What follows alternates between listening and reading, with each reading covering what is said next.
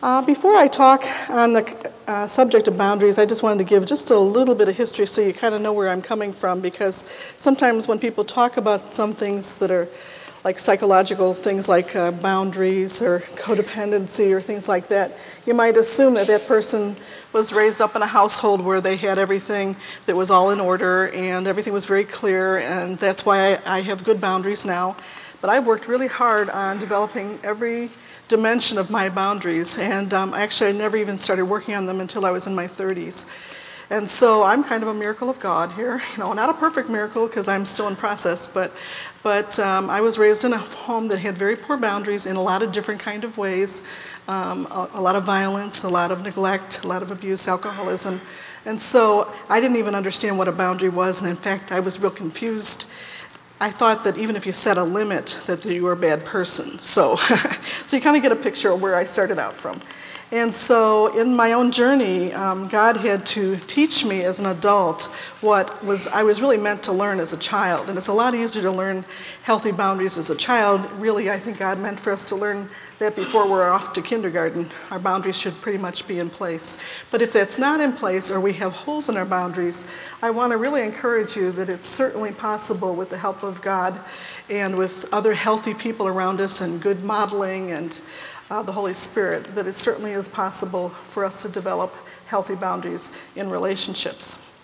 So to start with, I'd like to talk about what I consider to be healthy boundaries. There's some really excellent books out there. If you haven't read the Boundaries books by Townsend and Cloud, I really encourage you to do that. They have boundaries in dating and boundaries with kids and boundaries in marriage and just boundaries, And it's a real big issue for us because there's a lot of dysfunction in our world today.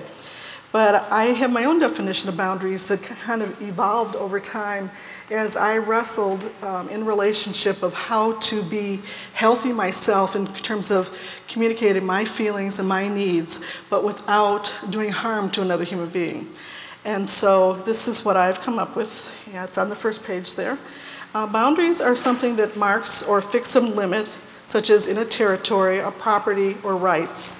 And boundaries are related to issues of responsibility and ownership. But, boundaries are not walls. They're not simply limitations that we set on other people. Boundaries are meant to be fences that have a gate in them. And my responsibility is to let in the good, so open the gate, and then to keep out the bad. And so that means close the gate. Doesn't mean slam the gate, and sometimes when I was learning how to have healthier boundaries, I got a little confused about that, so I would kind of close that gate a little prematurely, a little roughly, if you will. But really healthy boundaries stem out of a belief. And I really believe that if I internalize the reality of what it says in God's Word, that I am created in God's image, and if I'm created in God's image, then that automatically assumes that I am worthy of being treated with dignity and respect at all times, even if I'm flawed. And I am, and everybody's flawed. But I used to think that I could deserve respect maybe if I did everything perfectly. But if I didn't do it perfect, I didn't deserve respect. But once I began to internalize, no, God's Word says I'm created in His image. I deserve to be treated with dignity and respect. But also, once I got that internalized, I realized, well, if that's true about me, then it's true about everybody else too. You're all worthy of being treated with dignity and respect, even when you hurt me. And in my household, if you hurt somebody, you either denied it or you took no prisoners. And so I didn't really know how to handle that in terms of communicating that somebody had hurt my feelings, but not, taking their head off for having done so. So really, when we really internalize that belief, it really ought to make a difference in our lives. We should never treat our spouses like they're an enemy, even if they may act like one. And once in a while, I act like an enemy to somebody I love. That doesn't mean that they are my enemy. It means I've just overstepped their boundary. And in fact, even as I was preparing to do the speaking today, this always happens to me. It's kind of God's little object lessons. I always have some boundary issue come up in the week before, every single time. And so sure enough, I had a friend really offend me. I mean, I was so offended. And she was really, I wanted to communicate that she had offended me, but whoops, I kind of over-communicated, if you know what I mean. You know, like I took offense and then I kind of was harsher about it than I would like, and I withdrew from her. And as she tried to come back, and then I got defensive, and afterwards when I started actually praying, and all of a sudden I thought, oh, I'm doing the very thing that I'm going to teach about next week. And it was like, okay, she offended me. She's created in God's image. You know, I'm supposed to tell her that she offended me without I'm supposed to like close the gate gently, but I kind of went, and slammed it shut. And so I went back to her and I said, you really offended me, but I really don't feel comfortable with how I responded to you. That was really harsher than I intended. Please forgive me. And what was really cool about it was not only did she accept my forgiveness, but I risked the fact that she might just say, well, forget it or whatever, and not really take responsibility for her offense. But because of how I came to her, it's actually very hard for her to even say she's sorry. My friend was able to say, I don't know why I didn't just say I was sorry when you were offended, because I really didn't mean to hurt your feelings, and I saw that I did. And so when I was able to come back to her, now I open the gate again and say, sorry, and I'm still saying no to the bad, like you offended me. But I'm saying, but I just don't feel comfortable with my response. Then I was at peace with her.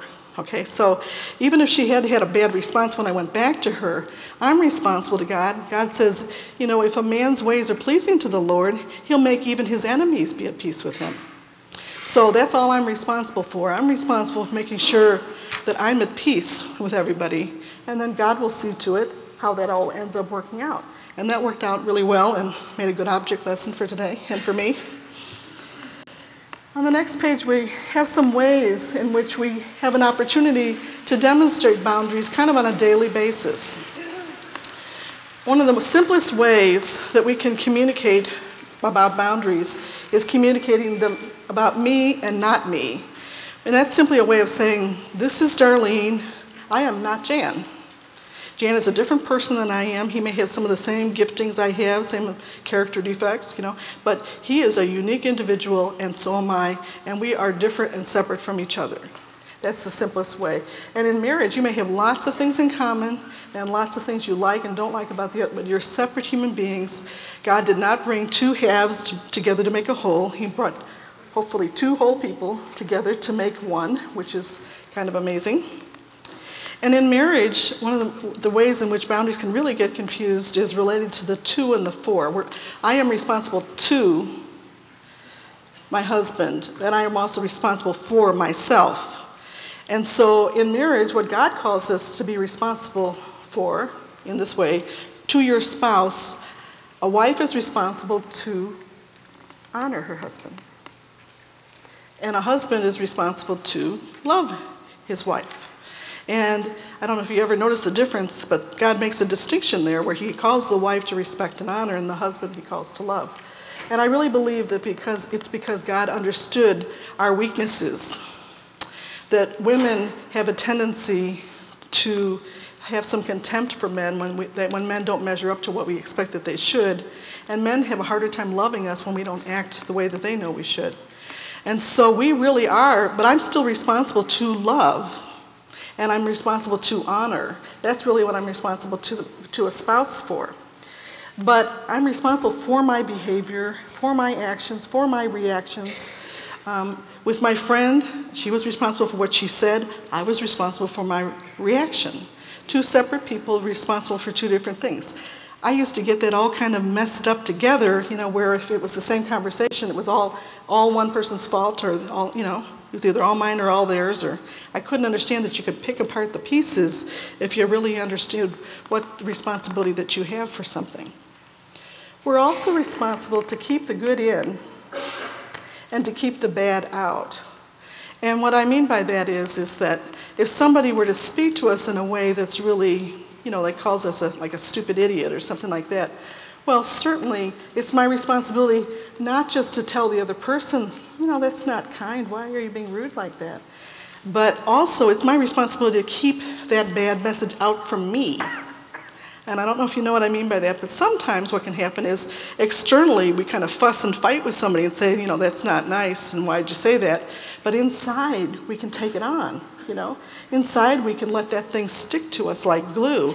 And really we want to be Teflon to those nasty messages. It's one thing to think, I made a mistake and I need to be responsible for it. That's having healthy boundaries. But to allow somebody to label you, or for you even to put labels on yourself, that's an example of letting the bad in. So, and people, I find a lot of times, especially when I'm working with couples, there's a lot of confusion because somebody will be able to tell that if somebody's more pushy with their boundaries, they think, oh, that's a boundary problem. But when somebody has a fallen down fence for a boundary, they may not think that that's a boundary problem. They're all boundary problems. And oftentimes what ends up happening is that in a couple, in a relationship, oftentimes we get two people with poor boundaries together, they just manifest different kind of bad boundaries. But it's kind of a complementary relationship, where the kind of two hands fit so nicely together, and the dysfunction is really what's fitting together. And so I don't think I hardly ever see somebody with great boundaries married to somebody who has really bad boundaries. It's more typical both in the couple have some problem with boundaries and have some blindness related to their own boundary problem, but they see the problem of the other person. And that's why I always pray that about, having eyes to see and ears to hear, because I don't know about you, but I tend to be a little blinder to my own weaknesses than I am to the weaknesses of other people. So what's within my fence? What am I responsible for? Well, I'm responsible for my feelings. They're mine. Even if somebody else hurt them, they're still mine. Nobody can make me feel any particular way. My feelings just happen as a result, not just of what other people do or say, but also my feelings have a lot to do with my interpretation of life, have to do with my history. So those are mine. It's not a bad thing for me to be responsible for my feelings.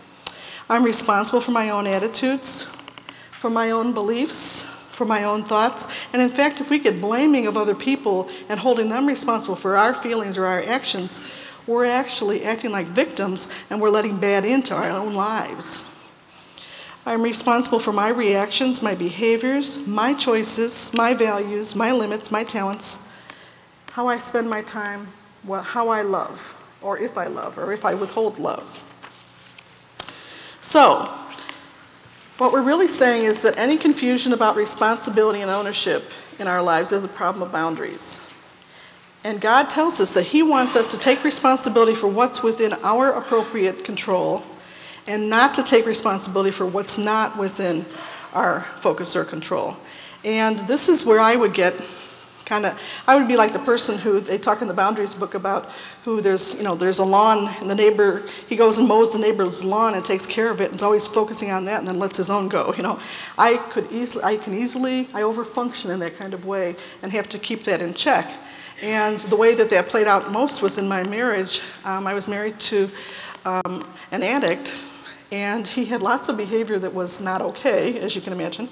But the problem is that I took responsibility for his addiction.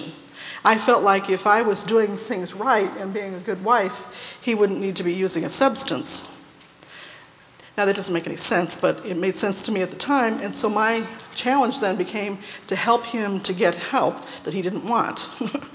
And I wasn't holding him accountable. I was more calling in sick for him.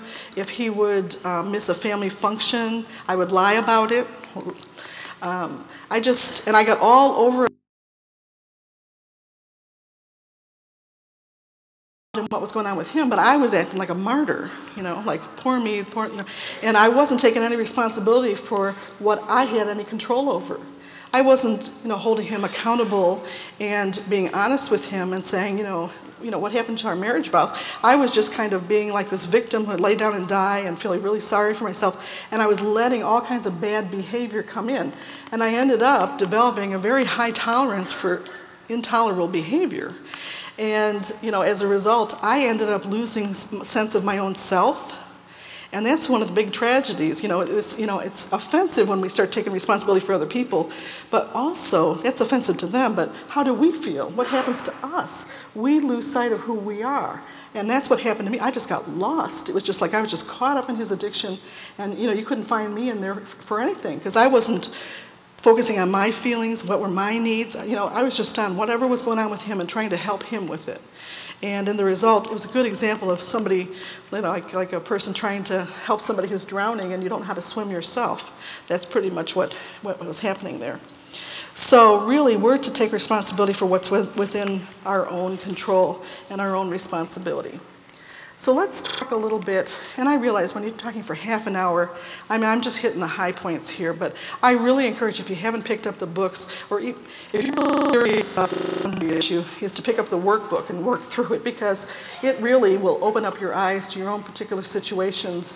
And the Holy Spirit, I know, really worked with me in terms of using books to help bring some understanding, and he would kind of speak into those things.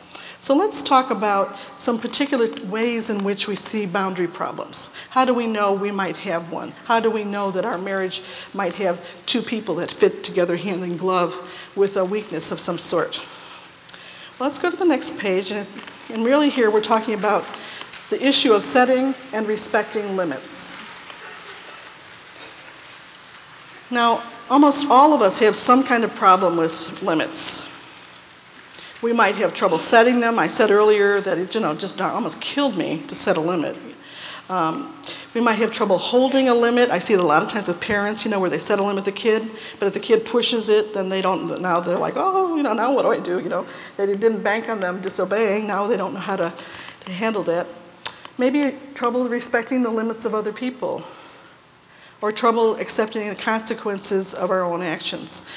More typically people have two of these four, but sometimes at different times you might have problems in all four areas, just depending. So let's talk a little bit about the different types. And if you see yourself here, now I'm not asking you to find your spouse here, because that's you have eyes to see your spouse's problems, but just to be looking for your own, how you might have a weakness in this area, and then what you might begin doing to open up your eyes and start to make some changes for your own benefit. And before I even go on from there, I should say that sometimes what I do is that when I'm working, I might have a situation where like a husband or a wife comes to see me, but the spouse doesn't want to come for marital counseling. And some people will say, well, you can't really do counseling that way if there's some marital problems. And I happen to not really agree with that. I think that I'll work with whoever comes to me, and I'll work on their boundaries. And there's always a benefit to the marital relationship if one person gets a little healthier. There's always a benefit to that. It's never going to harm you to have somebody else have healthy boundaries, because keep in mind, what would they be doing? They'd be keeping the good in and keeping the bad out, but doing it in a way that would respect and honor you. How is that ever going to be a problem? So I have no issue, because I always feel very protective, not just of the person sitting in front of me, but of the marital relationship and of the spouse who's not there. Because I know that any harm that my client might want to do to their spouse is going to do harm to her or him too. Does that make sense? So, like I said, I'll work with anybody who presents as long as they're willing to make changes. So some of the boundary problems that we would typically see would be compliance. And compliance, say yes to the bad by not setting limits or not saying no when they really need to. And I call this the fallen down fence. And this was one of my weak areas. And to give an example of that, I love to tell stories on myself of when I was really goofy with this, because I'm so grateful for not being there anymore. I had a situation years ago, right as I was just beginning to get a grasp of what a boundary was. And I had a friend of mine who was actually probably a controlling, non-responsive, if you look down on your page. And I was more of a compliant avoidant.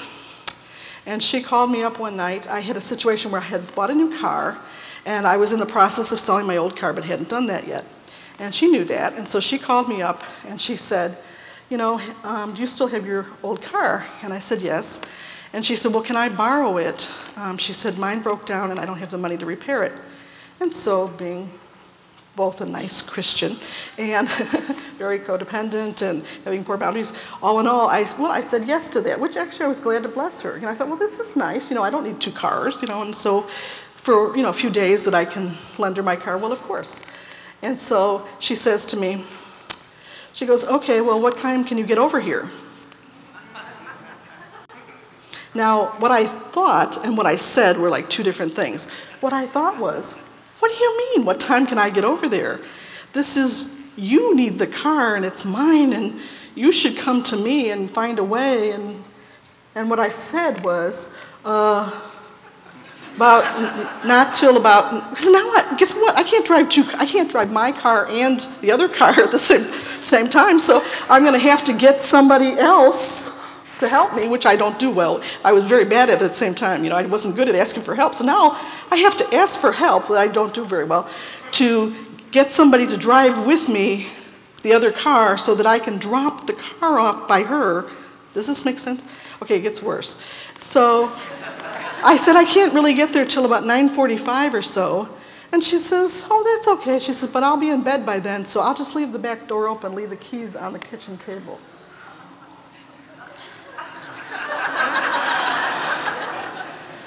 And I did it.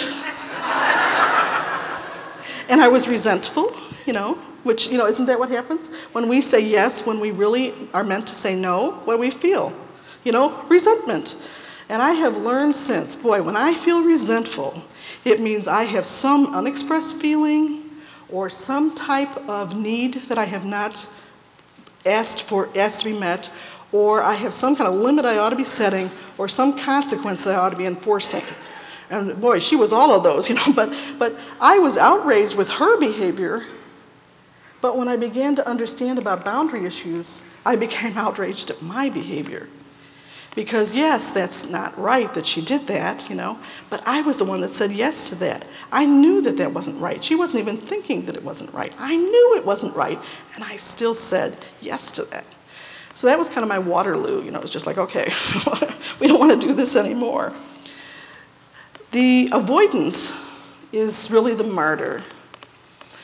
The avoidant is the one who says no to the good by not asking for or accepting help.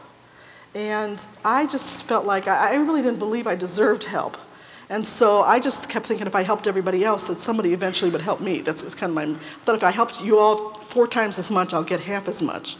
And that didn't really work for me. And it actually ended up that when I had a terrible flood some years ago, some of you may remember when that terrible flood happened in the 80s to the Des Plaines River, my home was destroyed, and I didn't have flood insurance. I didn't know it wasn't covered and I ended up being destroyed financially and out for 5 months, and it was terrible, and I needed help like constantly. Can you imagine? Because all I had left was a ceiling, wood studs, and a cement floor, and I needed people to, my friends to be wheelbarrowing the walls out with me, And I went from never asking for help to needing to ask for help constantly. And oh my goodness, what a martyr I was at that time. I acted like a complete victim. But God really used that time to break through that lie that I didn't deserve help and that there was something wrong with asking for help. I was always trying to make up for my lack of self-esteem by helping other people, thinking that that made me valuable. But actually, the healing that I got being weak in that situation and having my friends meet some of my needs, not all of my needs, because after all, I was kind of wanting somebody to rescue me from that situation. But it was my flood, right? It was my condo, and I couldn't pass this responsibility to anybody else. I had to deal with it, and I had to ask to have my needs met. That wasn't a bad thing. That turned out to be, I refer to it many times, as a time where God just really turned the tide in terms of the codependency and the poor boundaries in me, where I began to stand up for myself and take responsibility for what was mine. That's not a bad thing. So sometimes the crises of our life, God can use those to help us to develop better boundaries. Controllers. I think controllers are like a tank that runs over the fence. And for those of you who have run over fences, we really object to tanks and we think that they're terrible. But in reality, I don't think God sees tanks any different than he sees martyrs or falling down fences, because it's all about holding in the good and keeping out the bad. And the person who's being the tank perhaps has learned that, in order to get any needs met, because their needs were not met, they need to be aggressive about it. But anything that you take by force, anything that you demand or feel entitled to, you can't really receive anyway. Love cannot be stolen from you. So people who operate as tanks oftentimes are just as wounded as the people who are operating as fallen down fences and as martyrs. Non-responsives, those are people who just don't hear that you have a need and they just ignore it. And in Alcoholics Anonymous, I think they refer to that kind of person as a king baby, where they act really puffed up and entitled and don't, like they're the king of the household, and they could just as easily go to be the queen of the household, if you will. So those are just 4 of the types of poor boundaries. And I just encourage you to really look at the next page as you spend some time this week. There's both some Bible verses that are in this package here, and also some more examples of the inability to speak boundaries and the inability to hear boundaries on the next page that you might really take a look at and really examine. If I'm talking even right now and you can see that some of what I'm talking about applies to you, I really encourage you to take it seriously. The one thing that I just really have appreciated about God is that whenever I didn't know what to do, whenever I couldn't see myself, whenever I just was wanting to be healthier but not knowing how, James 1 really says, if any of you lacks wisdom, he should ask God, who gives it abundantly without shaming you for not having the answer. And I really encourage you that if you really press into these things, we live at such a wonderful time. I mean, the books that are out there, this kind of ministry, that is available to you for next to nothing, to take advantage of that, because people really can change. People really can grow. We don't have to, just because the patterns are, made in your brain, where our neural pathways, granted, have already been kind of entrenched in there.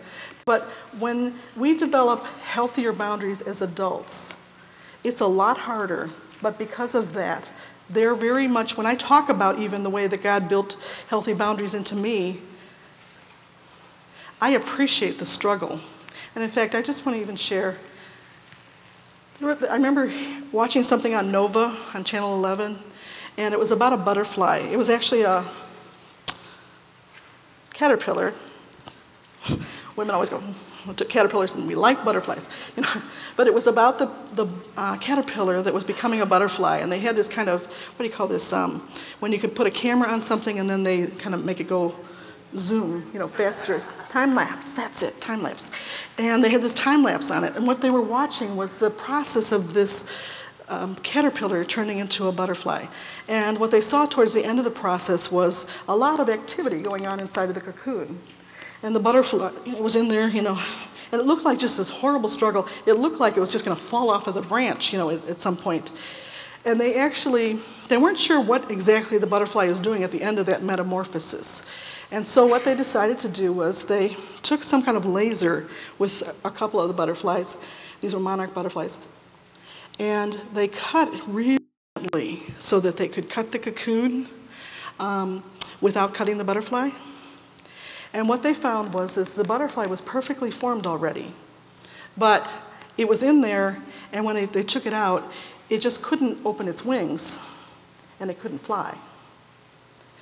And what they came to understand is that caterpillar had inside of itself, down the front, a hormone running through its whole body, the length of its whole body. And what was going on when it looked like it was struggling so much was not just trying to get out of the cocoon, because that's what they thought originally. What was happening was the butterfly was working that hormone all the way out into the tips of its wings so that it could fly. And that's really, to me, what it's like to develop boundaries as an adult. It's a struggle, and most people will not hang in there for the struggle. But if you do, you can fly.